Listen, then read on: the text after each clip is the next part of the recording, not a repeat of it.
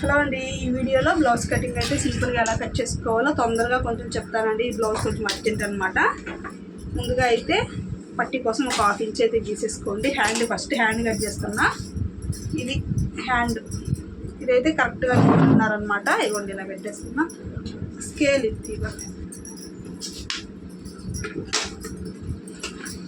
ఇవ్వండి. హ్యాండ్ పొడవు అయితే ఇక్కడ షోల్డర్ కాడ నుంచి హ్యాండ్ చివరి వరకు ఇలా పట్టేసుకొని హ్యాండ్ ఇలా అయితే పొడవు చెక్ చేసుకోవాలి. తర్వాత చంక కింద డౌన్ ఈ విధంగా ఇక్కడి నుంచి ఒక 2 ఇంచులకు ఒక మార్క్ చేసుకొని ఇదే విధంగా ఇలా డౌన్ చేసుకోవాలి. ఇది చాలా సింపుల్గా హ్యాండ్ కటింగ్ అయితే చేసుకోవచ్చు.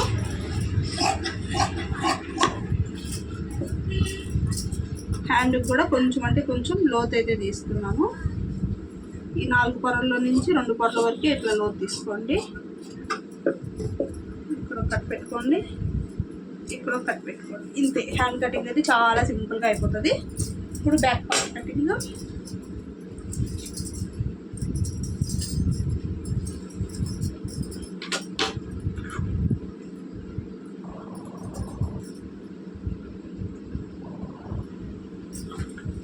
కింద కూడా ఇది ఒక 1/2 ఇంచ్ అయితే కింద మార్కింగ్ అయితే చేసేసుకోండి, ఎందుకంటే ఇది పట్టీ కోసం అన్నట్టుగా. తర్వాత ఆది బ్లౌజ్లో నుంచి చెస్ట్ లూజ్ అయితే చూసుకోవాలి ఫస్ట్. ఇదిగోండి ఈ విధంగా ఇక్కడ కాజా పట్టీ కానించి చంక దగ్గర వరకు ప్లస్ కుర్తి వరకు అయితే లూజ్గా అయితే తీసుకుంటున్నాను. పొరవ అయితే ఒక 2 ఇంచులు ఎక్స్ట్రా ఖర్చు కోసం అయితే పెట్టేస్తున్నా. ఈ విధంగా మార్కింగ్ అయితే వేసేసుకోండి. దాని తర్వాత బ్లౌజ్ యొక్క పొడవు ఇక్కడ నుంచి ఇక్కడ మన కింద గీసేసుకున్నాం కదా, అక్కడ వరకు పెట్టుకొని ఇలా అయితే గీసేసుకొని ఒక లైన్ అయితే గీసేసుకోండి. ఈ విధంగా గీసేసుకున్న తర్వాత నెక్ వచ్చేటప్పటికి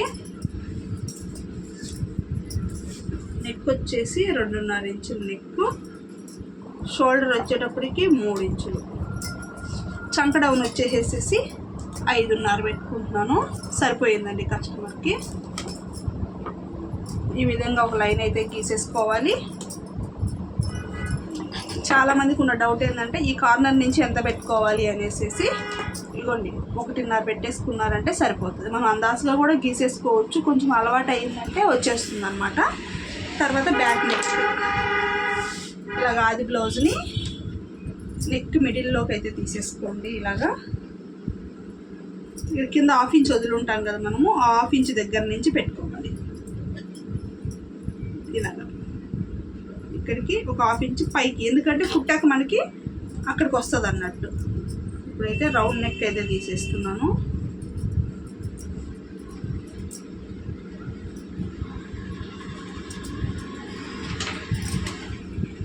ఇప్పుడైతే బ్లౌజ్ అయితే కట్ చేస్తున్నాను.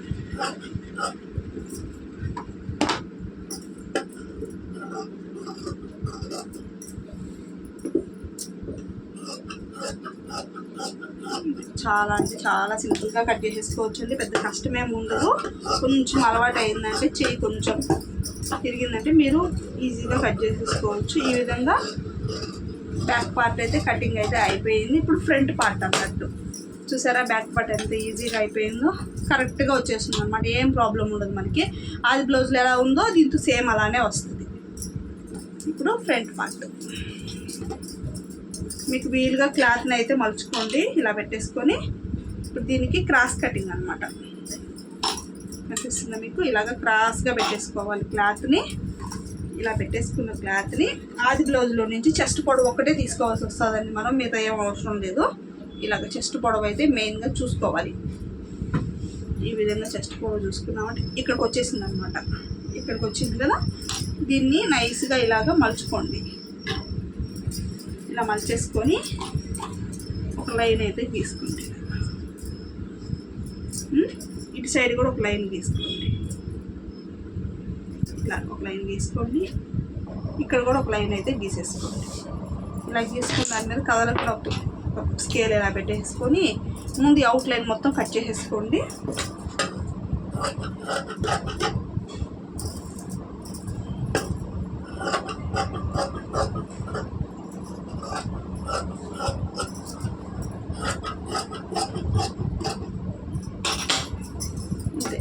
విధంగా కట్ చేసేసుకున్న తర్వాత ఇటు సైడ్ కూడా కట్ చేసేసుకోండి.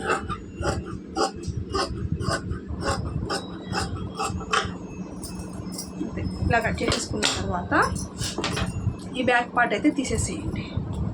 తీసేసిన తర్వాత ఫ్రంట్ నెక్ వచ్చేటప్పటికి 6-6.5 వరకు అయితే తీసుకోండి.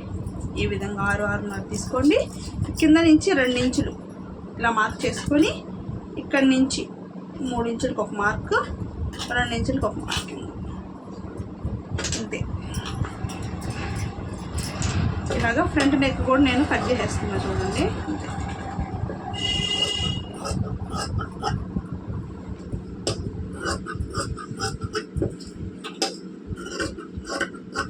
ఈ విధంగా కట్ చేసుకోవాలి.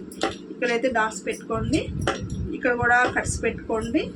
తర్వాత ఇక్కడ మీ అందరికి వచ్చే డౌట్ ఏంటి అని అంటే ఫ్రంట్ లోత్ అనేది ఎక్కడి నుంచి తీయాలి అనేసి. ఇవ్వండి ఇక్కడి నుంచి ఒక 2.5 ఇంచుల వరకు ఇలా మార్క్ చేసేసుకొని ఇక్కడి నుంచి డౌన్ చేసుకోండి. మీరు లోత్ అనేది ఇక్కడి నుంచి తీసుకొని ఇక్కడ 2 ఇంచుల దగ్గరికి ఆపేసుకోవాలి అన్నట్టు, అంతకుమించి వెళ్ళకూడదు. మన సైడ్ జాయిన్ చేసేటప్పుడు తేడాలు వచ్చేస్తాయి, క్లాత్ తీసేస్తాం కాబట్టి. ఇవ్వండి ఈ విధంగా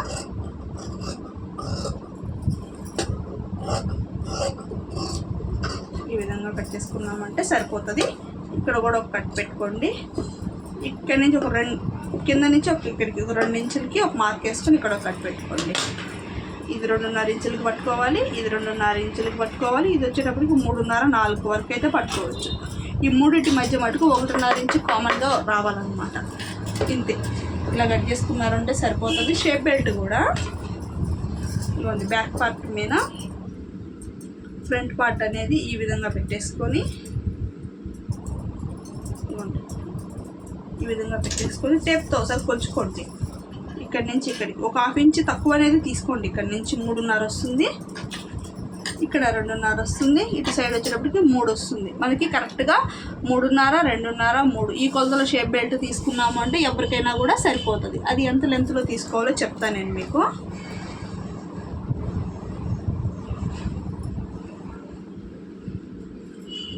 ఇదిగోండి, ఇప్పుడు ఇది క్లాత్ అనుకోండి, ఇక్కడ 3.5 ఇంచులు, ఇక్కడ నుంచి ఒక 4 ఇంచులు గ్యాప్తోనే పెట్టుకోండి, ఎక్కువ వద్దు.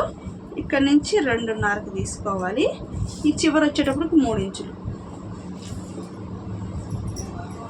ఈ మిడిల్లో వరకు ఇక్కడ 4 ఇంచుల వరకు మాత్రమే 2.5 తీసుకోవాలి. ఎందుకంటే ఇక్కడ మనకు షేప్ బెల్ట్ అనేది కిందకు వస్తుంది కాబట్టి ఇక్కడ తక్కువ ఉన్నా కూడా మనకు సరిపోతుంది. ఈ విధంగా తీసుకున్నారు అనుకోండి, కరెక్ట్గా సరిపోతుంది. 3.5, 2.5, 3 ఈ కొలతలో షేప్ బెల్ట్ అనేది మనకి పర్ఫెక్ట్గా వస్తుంది అన్నట్టు. నచ్చితే లైక్ చేయండి ఫ్రెండ్స్. ఏమైనా డౌట్స్ ఉంటే కామెంట్ చేయండి. బాయ్.